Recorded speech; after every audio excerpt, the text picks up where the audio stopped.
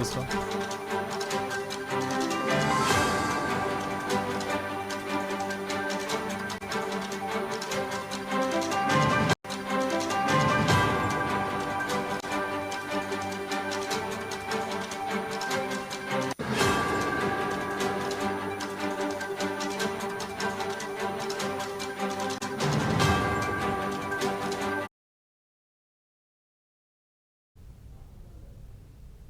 బులెటిన్లో breaking news చూస్తున్నాం. హైదరాబాద్లోని శేరిలింగంపల్లి మండలం కాజాగూడ ప్రభుత్వ భూమిపై 4 ఎమ్మెల్యేలు హైకోర్టులో దాఖలు చేశారు.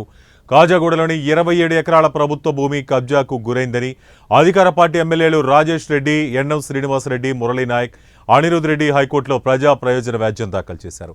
ఇక ఈ పిల్పై నేడు హైకోర్టులో విచారణ జరిగింది. కాజాగూడలో ఉన్న 27 ఎకరాల 10,000 కోట్ల విలువైన భూమిని సర్వే నెంబర్లు మార్చి ఆక్రమించారని పిటిషనర్ల తరపున న్యాయవాది వాదించారు.